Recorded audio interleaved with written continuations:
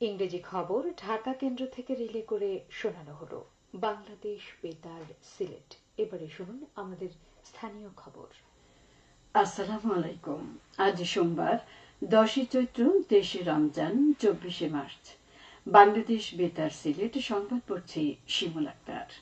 আগামীকাল 25 মার্চ গণহত্যা দিবস। দিবসটি যথাযোগ্য মর্যাদায় উদযাপনের লক্ষ্যে জাতীয় পর্যায়ে নানাবিধ কর্মসূচি গ্রহণ করা হয়েছে। দিবসটি উপলক্ষে রাষ্ট্রপতি প্রধান উপদেষ্টা বাণী প্রদান করবেন।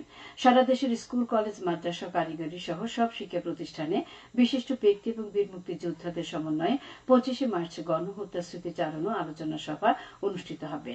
ওই দিন মুক্তিযুদ্ধ জাদুঘরে গণহত্যা ও মুক্তিযুদ্ধ বিষয়ক সেমিনার অনুষ্ঠিত হবে। দেশের সকল সিটি কর্পোরেশনের গণহত্যার উপর দুর্লভ আলোকচিত্র ও প্রামাণ্যচিত্র প্রদর্শনীর আয়োজন করা হবে। এছাড়া 1971 সালের 25 মার্চ রাতে নিহতদের স্মরণে সকল মসজিদে বিশেষ মোনাজাত এবং অন্যান্য উপাসনালয়ে প্রার্থনার আয়োজন করা হবে। 25 মার্চ গণহত্যা দিবস পালনের লক্ষ্যে সারা দেশে রাত 10:30 থেকে 10:31 1 মিনিটে প্রতীকী ব্ল্যাক আউট পালন করা হবে। এছাড়াও গুরুত্বপূর্ণ সরকারি, আধা সরকারি, স্বায়ত্তশাসিত এবং বেসরকারি ভবন ও স্থাপনা সমূহে কোনো অবস্থাতেই 25 মার্চ রাতে আলোকসজ্জা করা যাবে না। সম্মিলিতভাবে আবহাওয়ার সতর্কবার্তার বাধা দূরীকরণ এ প্রতিপাদ্যকে সামনে রেখে সারা দেশের মতো সিলেটে গতকাল পালিত হয়েছে বিশ্ব আবহাওয়া দিবস। 1951 সাল থেকে দিবসটি পালিত হয়ে আসছে। আবহাওয়া ও জলবায়ুর গুরুত্ব তুলে ধরতে বাংলাদেশ সহ বিশ্ব আবহাওয়া সংস্থার 193টি সদস্য দেশ ও স্বায়ত্তশাসিত অঞ্চলে পালিত হচ্ছে বিশ্ব আবহাওয়া দিবস। জলবায়ু পরিবর্তনের ক্রমবর্ধমান প্রভাবের উপর এবং প্রাথমিক সতর্কতার জন্য বিশ্বব্যাপী সহযোগিতার প্রয়োজনীয়তার উপর জোর দেওয়া হয়েছে। এদিকে দিবসটি উপলক্ষে গতকাল র্যালি, প্রচার অভিযান ও আলোচনা সভা অনুষ্ঠিত হয়েছে মৌলভীবাজারে। আবহাওয়া অধিদপ্তর কার্যালয় থেকে বের করা হয় সচেতনতামূলক র্যালি। এ সময় হ্যান্ড মাইকে যোগে সচেতনতামূলক প্রচার অভিযান করা হয়। পরে কালেক্টরেটে অনুষ্ঠিত হয় আলোচনা সভা। এতে প্রধান অতিথি ছিলেন জেলা প্রশাসক মোহাম্মদ ইসরাইল হোসেন। এতে প্রশাসন, আবহাওয়া অধিদপ্তরের ঊর্ধ্বতন কর্মকর্তা, শিক্ষার্থী, শিক্ষক সহ বিভিন্ন শ্রেণী পেশার লোকজন উপস্থিত ছিলেন। জেলা প্রশাসন ও আবহাওয়া অধিদপ্তর যৌথভাবে এর আয়োজন করে। সারা দেশের মতো সিলেটে আজ পালিত হবে জাতীয় যক্ষ্মা দিবস। যক্ষ্মা বিষয়ে জনসচেতনতা বাড়ানোই দিবসটির মূল উদ্দেশ্য। যক্ষ্মা ফুসফুসের রোগ বিরোধী আন্তর্জাতিক ইউনিয়নের উদ্যোগে 1982 সাল থেকে যক্ষ্মা দিবস পালিত হয়ে আসছে। দিবসটি উপলক্ষে দিনব্যাপী যক্ষ্মা রোগের বিষয়ে মানুষকে সচেতন করতে আয়োজন করা হবে নানা কর্মসূচি।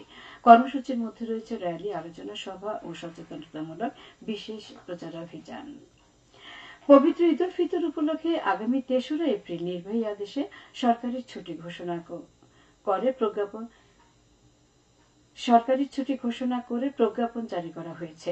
গতকাল জনপ্রশাসন মন্ত্রণালয়ের উপসচিব মোহাম্মদ কামরুজ্জামান স্বাক্ষরিত প্রজ্ঞাপনে এ কথা বলা হয়।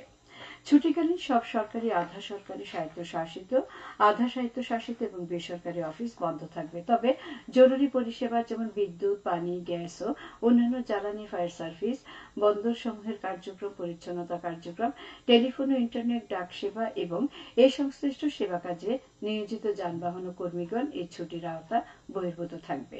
প্রজ্ঞাপনে বলা হয়, হাসপাতাল ও জরুরি সেবা এবং এই সেবার সঙ্গে সংশ্লিষ্ট কর্মীরা এই ছুটির আওতা বহির্ভূত থাকবে। চিকিৎসা সেবায় নিয়োজিত চিকিৎসক এবং কর্মীরা এবং ওষুধ সহ চিকিৎসা সরঞ্জামাদি বহনকারী যানবাহন ও কর্মীগণ এই ছুটির আওতা বহির্ভূত থাকবে। জরুরি কাজের সঙ্গে সম্পৃক্ত অফিস সমূহ এই ছুটির আওতা বহির্ভূত থাকবে। অবৈধভাবে সীমান্ত পারাপার, চোরাচালানো, মাদক পাচার প্রতিরোধে জনসচেতনতামূলক সভা অনুষ্ঠিত হয়েছে গতকাল হবিগঞ্জ সীমান্তে বাল্লা এলাকায়। বাল্লাবাজার মাঠে অনুষ্ঠিত সভায় প্রধান অতিথি ছিলেন কর্নেল AHM ইয়াসিন চৌধুরী। সভায় প্রশাসনিক কর্মকর্তা, কর্মচারীবৃন্দ ও গণ্যমান্য ব্যক্তিবর্গ উপস্থিত ছিলেন। হবিগঞ্জ বিজিবি পরিচালনা ব্যাটালিয়ন এই উদ্যোগ নেয়। পবিত্র ঈদ উল ফিতর উপলক্ষে এতিম শিশুদের মধ্যে ঈদের পোশাক বিতরণ করা হয়েছে গতকাল মৌলভীবাজারে এম সাইফুর রহমান অডিটোরিয়ামে প্রধান অতিথি হিসেবে উপস্থিত থেকে এসব ঈদ উপহার হস্তান্তর করেন সাবেক সংসদ সদস্য এম নাসির রহমান। জেলার 177টি মাদ্রাসা ও 78টি এতিমখানার 2550 জন এতিম শিশুকে এই পোশাক প্রদান করা হয়। যুক্তরাষ্ট্র প্রবাসী কল্যাণ ট্রাস্ট মৌলভীবাজার এই উদ্যোগ নেয়। সেহেরি ও ইফতারের সময়সূচি। সিলেটের পার্শ্ববর্তী এলাকায় আজ ইফতার সন্ধ্যা 6:08 এবং আগামীকাল সেহরির শেষ সময় ভোর 4:33।